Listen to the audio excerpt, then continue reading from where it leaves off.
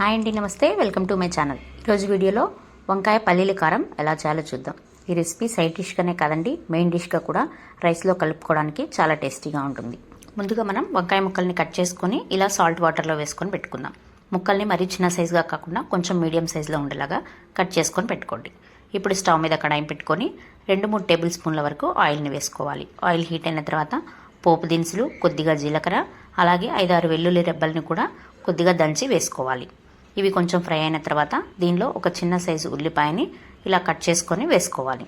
స్టవ్ని లో ఫ్లేమ్లో ఉంచుకొని ఉల్లిపాయ ముక్కలు మగ్గేంత వరకు ఉడికించుకోండి. మరి ఎర్రగా ఫ్రై అవ్వాల్సిన అవసరం లేదండి, కొంచెం మెత్తబడితే సరిపోతుంది. ఇప్పుడు దీనిలోకి మనం ముందుగా కట్ చేసి పెట్టుకున్న వంకాయ ముక్కల్ని మొత్తం వేసేసుకుందాం.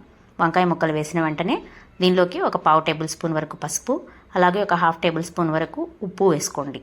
ముక్కలు మొత్తం కలిసేలాగా ఒకసారి బాగా కలుపుకొని మూత పెట్టి ఒక 5 నిమిషాలు కలుపుకుంటూ వంకాయ ముక్కలను మగ్గించుకోవాలి. ఇవి మగ్గే లోపల మనం దీనిలోకి కావాల్సిన పల్లీ కారంని రెడీ చేసుకుందాం. ఇప్పుడు ఒక మిక్సీ జార్ తీసుకొని దీనిలోకి 2 టేబుల్ స్పూన్ల వరకు పల్లీలను తీసుకోవాలి. ఇవి ముందుగానే వేయించి పెట్టుకోవాలండి. నేను ఇక్కడ వేయించి పొట్టు తీసిన పల్లీలని 2 టేబుల్ స్పూన్ల వరకు తీసుకున్నాను.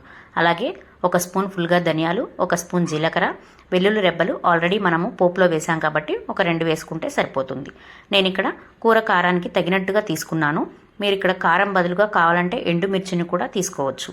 మనం ఎక్స్ట్రాగా ఎలాంటి స్పైస్ ఇంకా యాడ్ చేయాల్సిన అవసరం లేదు కాబట్టి కారం క్వాంటిటీ అనేది చూసుకొని యాడ్ చేసుకోండి.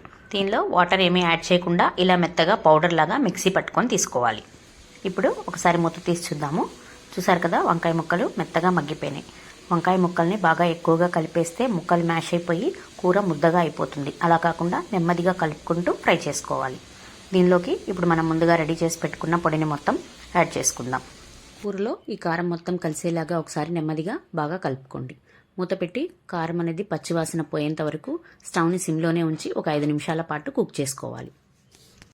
5 నిమిషాల తర్వాత మూత తీసి చెక్ చేయండి. చూసారు కదా, ఇలా ఆయిల్ సపరేట్ అవుతూ ఉంటుంది. సో కర్రీ ప్రిపేర్ అయిపోయినట్టే. ఒకసారి మొత్తం మిక్స్ చేసుకొని సాల్ట్ అడ్జస్ట్మెంట్ చెక్ చేసుకుని కావాలంటే సాల్ట్ని యాడ్ చేసుకోండి. ఫైనల్గా కొద్దిగా కొత్తిమీర జల్లి సర్వ్ చేసుకుంటే వేడివేడిగా వంకాయ పల్లీ కారం రెడీ అయిపోయినట్లే.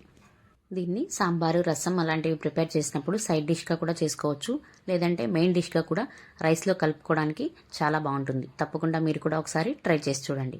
ఈ రెసిపీ మీకు నచ్చినట్టయితే తప్పకుండా వీడియోని లైక్ చేయండి. మరిన్ని మంచి రెసిపీస్ కోసం మన ఛానల్ని ఇప్పుడే సబ్స్క్రైబ్ చేసుకోండి. Thank you for watching.